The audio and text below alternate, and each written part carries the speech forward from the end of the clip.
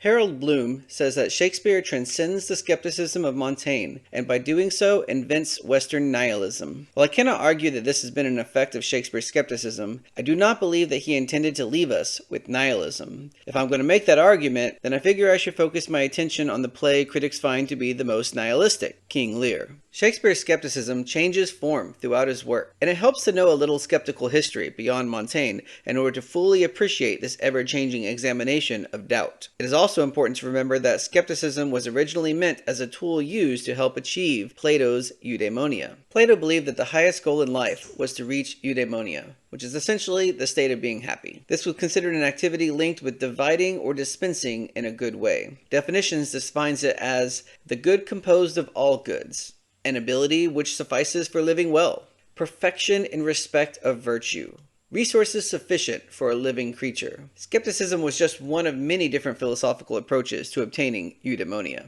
The Pyrrhonists were the first skeptics. The Pyrrhonists believed that there was no truth in the world. A Pyrrhonist will argue both for and against something in order to prove that the matter is unknowable. Shakespeare's grammar school curriculum also had him do this as part of his rhetorical training. The Pyrrhonists practiced epike, which is the suspension of judgment. They believed that this helped them to reach ataraxia, which is a peace brought on by removing the need for worries and internal conflict. Only after reaching ataraxia was eudaimonia possible. They believed that dogmatism was not only wrong, but detrimental to your happiness. For the Pyrrhonists, this can result in an acceptance of all things. Since nothing is true, everything is just as much false as it is true. We can see this sort of skepticism in Shakespeare's late romances, as he seems to advocate a religious syncretism. We can also see parts of it in King Lear. Benjamin Bertram notes that in response to Edgar's stoic wisdom, Gloucester replies, "And that's true too," showing us that no morsel of truth or wisdom can attain a dominant status. Even the consolation of Stoicism is presented as just one possibility among others. Later, there were the academic skeptics. Unlike the Pyrrhonists, the academic skeptics believed in the possibility of truth. However, they believed that truth cannot be known because it is ever concealed behind our perceptions. In other words, we make ourselves blind to the truth through our vision, which is influenced by our beliefs, experiences, and bias. The academic skeptics were more likely to argue against everything, including their own beliefs, than to argue for anything. They believed that the difference between the wise man and the fool was that the wise man believed nothing and the fool believed anything. We see this sort of skepticism in some of Shakespeare's earlier works, when he sets up expectations in order to undermine them. And we see him challenging ideas more than supporting them. We can also see parts of it in King Lear. Essentially, this is why critics feel that King Lear is nihilistic, and that it tears down all beliefs and seems to offer nothing in return. Pector says, if there is a single pattern in the play, it is this. First, the provocation of a passionately direct response.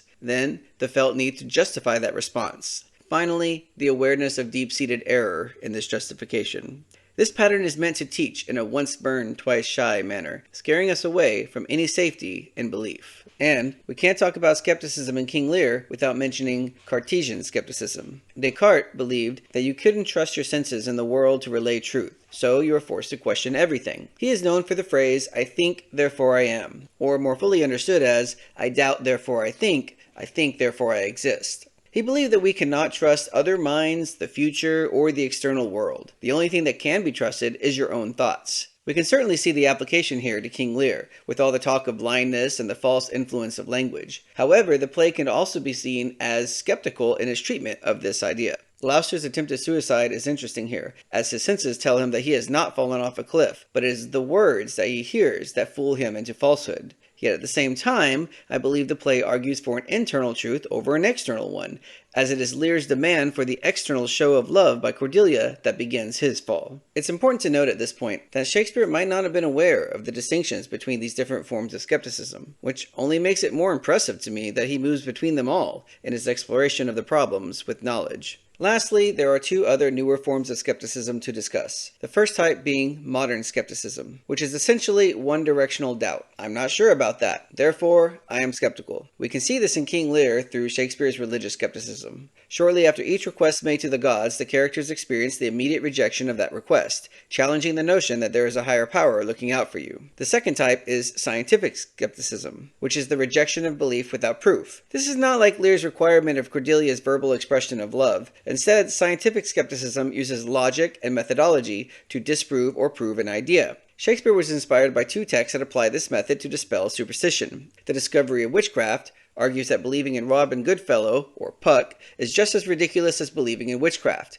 The discovery tells us that if the removal of a superstition-based cause still allows for the same effect, then we can no longer correlate the two in our minds. Shakespeare examines this in A Midsummer Night's Dream, as the fairy magic is unneeded. The play already shows that love can switch before the fairies even get involved. The women act like the men even though they aren't affected. And Bottom was an ass before his head ever resembled his personality. The Declaration of Egregious Popish Impostures uses theater as a metaphor and analytical tool to debunk Catholic exorcisms while acknowledging their power over people. In King Lear, Edgar's fake possession was inspired by the Declaration, and he lists off the same demon names mentioned in the text. And when he meets Lear, there was no discernible difference between Edgar's performance of possession and Lear's suffering of madness. I've spent the first part of this presentation covering the different forms of skepticism because it was in going through this process of learning that I began to understand what I wanted to write about beyond simply the existence of skepticism in Shakespeare's plays, which is well understood and established. The first big idea I want to explore is Shakespeare's use of madness, villains, and clowns. Shakespeare understood that his understanding of the world might seem broken, crazy, or foolish to others.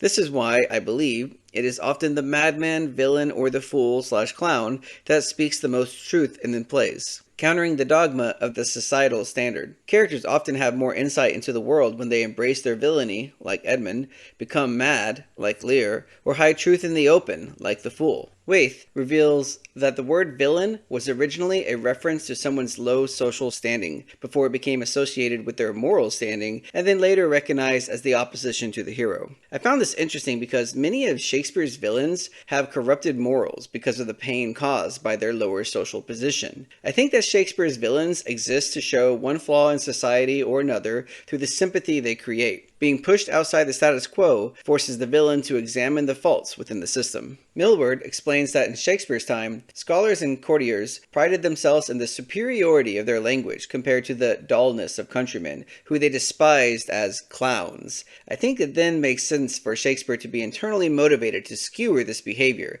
being not formally educated himself, yet more intelligent than many so-called educated men around him. This also connects to the skeptical idea that the real fools are those who believe they are superior because of their knowledge, which is why Shakespeare's clowns make fun of the broken logic of the other characters. Nazaro, in his article on madness and memory in Shakespeare, says that language holds no truth because it isn't reality yet contains multiple realities. He says the truth, the something to which language and Lear were blind, must appear as madness or foolishness, if it is to appear at all in words. The mind has a few things that it holds to be certain, and the rest begins to be doubted when you enter into madness. After a series of shocks, this near madness becomes actual madness as your memory and reality become separated, leaving you in the perfect state to recognize a lack of certainty in everything. The second big idea that I want to examine is the confusion of the senses that occurs in regards to a lack of ability to properly see your own blindness. Hamlet asked Gertrude, "What devil was it that thus hath cozened you at hoodman blind?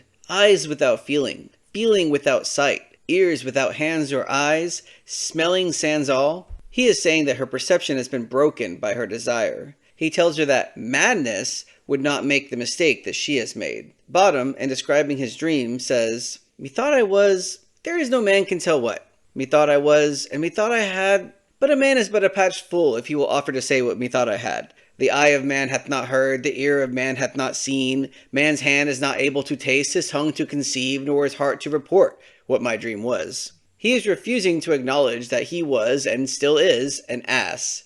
He claims that only foolishness would offer that insight which was as obvious as his own face. His perception is mingled because he refuses to acknowledge his own identity. In the Comedy of Errors, the situation before them seems obvious, the discovery of the lost twin. But they are blind to the obvious truth because they are seeing through their belief in the supernatural and they take it for witchcraft. The last big idea is not only does Shakespeare lead us to ataraxia instead of nihilism, his version of eudaimonia is based on love. That is why we cannot call Shakespeare a nihilist, because even in King Lear, love is above all things. The fool, in saying, "Can you make no use of nothing?" is trying to teach Lear that there is value in doubt. This realization allows for the peace at heart that he has when he reaches Cordelia. We can see his full embracing of doubt when he says, I will not swear these are my hands, and methinks I should know you, and know this man, yet I am doubtful, for I am mainly ignorant.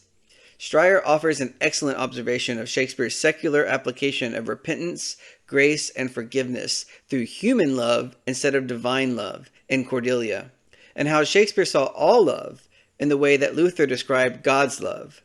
True love can never be received or given until one can see themselves for who they are. This is not possible without doubt. Therefore, without doubt, there can be no true love. The death of Cordelia and the pain of the play reminds us to learn from Lear's mistakes and to not wait until it's too late to truly see. Edgar makes this clear at the end when he says, "The weight of this sad time we must obey. Speak what we feel, not what we ought to say. The oldest hath borne most. We that are young shall never see so much, nor live so long."